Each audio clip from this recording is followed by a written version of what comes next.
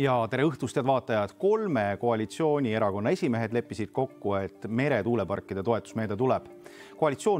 Opositsioon võitleb selle vastu raevukalt. Miks ja kus on kaitsekulude ja ühiskondlik taluvuspiir? Seda täna saates uuringi esimene stuudio alustab.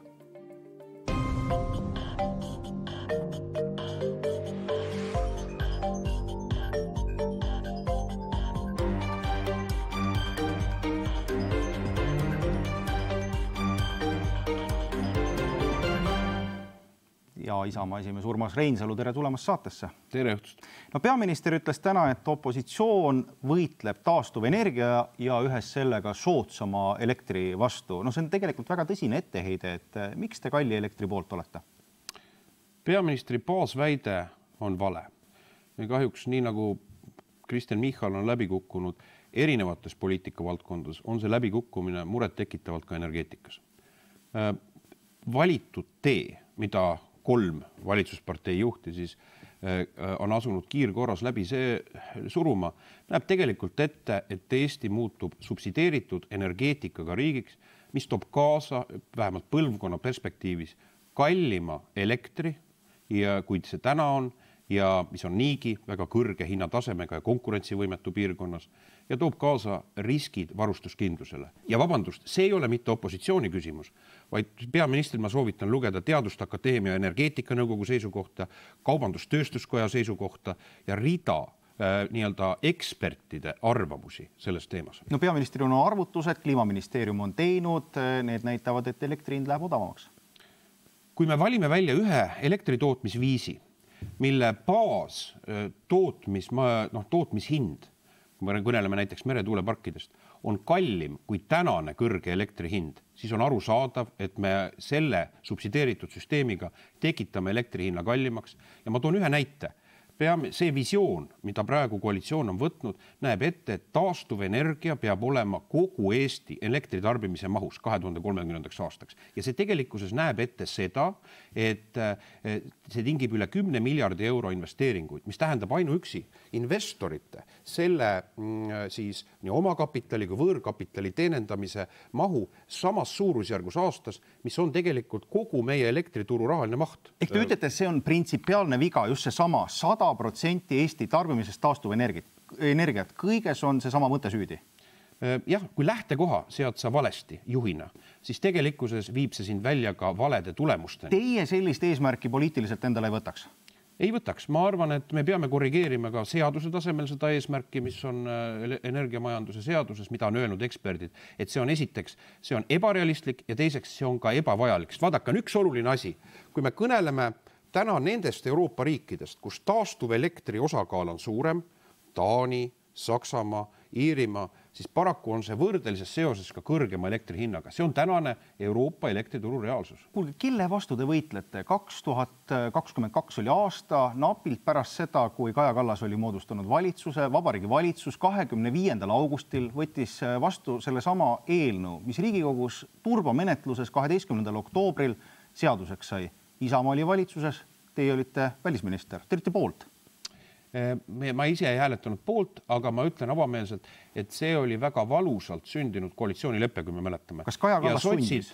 Ei sundinud. Meie sundisime sotse, et nad oleksid nõus eesti keelele üleminekuga. Sotsid olid sellele raevukalt vastu. Neil oli oma nii-öelda poliitiline eelistus, kehv poliitiline eelistus ja ma arvasin, et see on siiski deklaratiivne säte, kuid ma täna näen, et valitsus on asunudki keskselt energiapoliitikat selle loogika alusel korraldama ja ma arvan, järelikult tuleb ka seda eesmärki korrigeerida meie energeetilistele rahvuslike huvidele vastavalt. Ehk te saite aru, mida see tähendab, aga te lootsite, et see päris elus seda ei tähenda? Ma hoiatasin ka toona selle eest, suheldes energiaekspertidega oli ühene diagnoos, nagu nad on ka väljendanud täna, et see on tegelikkuses esiteks on see ebarealistlik ja teiseks ei ole see ka ratsionaalses mõttes tarvilik. Me peame seadma oma energiapoliitika eesmärgiks odavuse ja varustuskindluse energiajulgeoleku mõttes. Praegu me oleme seadnud hoopis teise eesmärgi ja allutanud need kriteeriumid, odavus ja varustuskindlus hoopis sellele ideoloogilisele energeetika eesmärgile. Ja see ongi probleem, et ma näen, et valitsus just nimelt selles kavatsusega moodustaski kliimaministeeriumi, et energeetika majandusküsimusest muuta nii-öelda kliimapoliitika küsimuseks. Mis see teie soovitus on, et teie vea peaks siis praegune valitsus ära parandama, et see sama energiamajanduse korralduse seadus tuleks nüüd ära muuta, et tunnistate, et kunagi olite vea tegemise juures ja nüüd palute, et teine koalitsioon selle tagasi pööraks?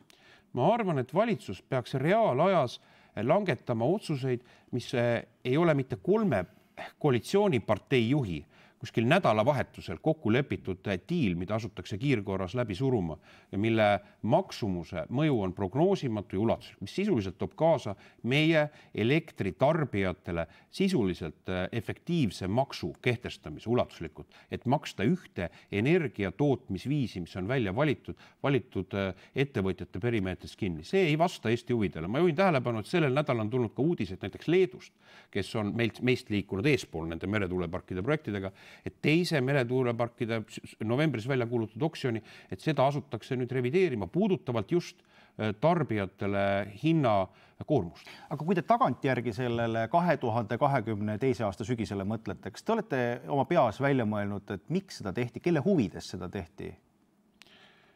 Ma ütlen nõnda, et loomulikult see vastab teatud ettevõtjate huvidele. Kui me turumajanduse loogikast, ka energiasektoris taganeme, et kui tegelikkuses me näeme, et keegi saab subsideeritud loogika alusel, saab nii-öelda massiivselt miljardi eurosed nii-öelda tagatud, garanteeritud rahavood kõigilt maksumaksjatelt hakkavad liikuma, siis kahtlemata see on ka majanduslik huvi, selles ei ole mõtet teha illusiooni. Ja teine pool on loomulikult ideoloogiline käsitlus energeetikast.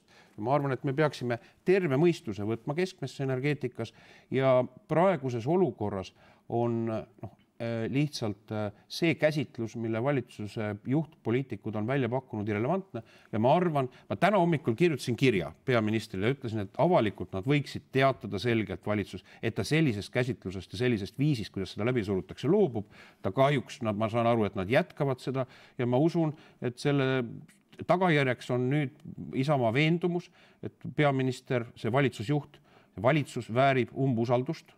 Ja see umbusaldus ei ole mitte lootuses, et parlamendis see läbi kukub, aga kõik Eesti poliitilised jõud peavad enne, kui on langetatud lõplikud otsused valitsuses, ka andma oma poliitilise hinnangu. Kas nad toetavad seda agendat, võtavad teadliku vastutuse ka nendele rahalistele mõjudele ja majanduskeskkonna, meie Eesti konkurentsivõime mõjudele. Kas see tekst on koos? On 21 allkirja, Isamaal ei ole parlamendis 21 allkirja. On see teil koos? Ma tänast päeva, ma arvasin, et on väärikas anda võimalus peaministrile oma seisukohta korrigeerida.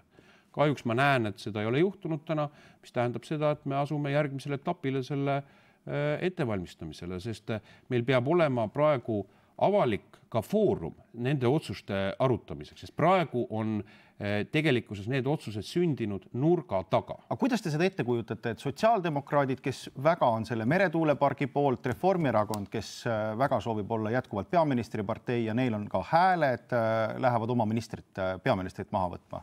Ei, ma arvan, et nad jäävad sellele kindlaks. Nad on ju vaimustunult avaldanud toetust sellele ideele, et me hakkame maksma Eesti tarbijatelt, võtma miljardeid eurosid tulevikus nende energeetilisele kinnisideele. Ja ma ütlen avameelselt, aga ühiskond vajab seda debatti, et peaminister peab olema võimeline andma küsimustele vastused, mida ta kahjuks varem ei ole suutnud anda. Ma kuulan teid ja ma saan aru, et te kahtlustate midagi. Mida te kahtlustate?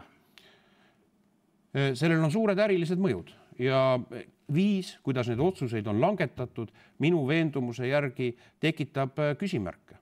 Lisaks sellele ideoloogilisele kursile, mida valitsus on valinud energiapoliitikas, ma arvan, et meil on ühiskonnal on õigus nõuda täiesti mitte läbipaistvate otsuste puhul nii-öelda ratsionaalset läbivalgustamist ja argumentatsiooni ja dialoogi.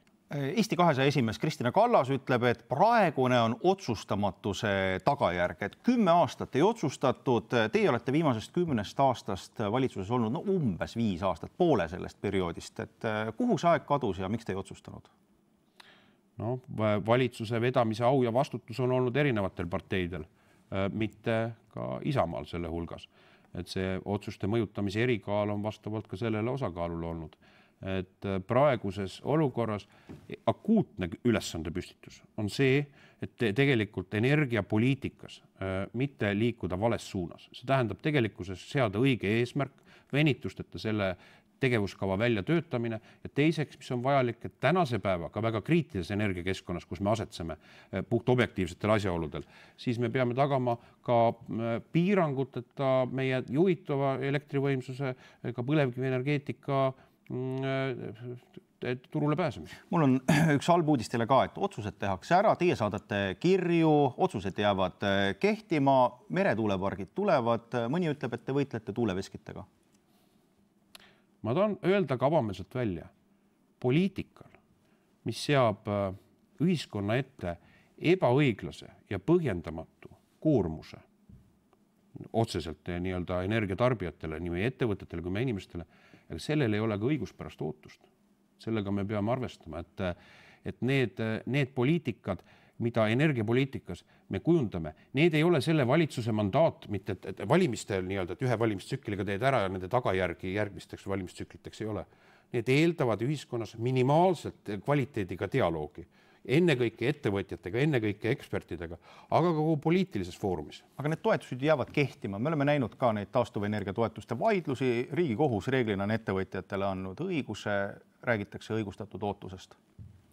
Veel kord ma rõhutan, küsimus sellest, et otse kui kujutatakse ette, et kiirkorras, nii-öelda erandkorras taodeldud Euroopa abiga surutakse läbi miljarditesse eurodesse ulatavat skeemi, mis koormab Eesti energiatarbijat, kogu Eesti ühiskonda.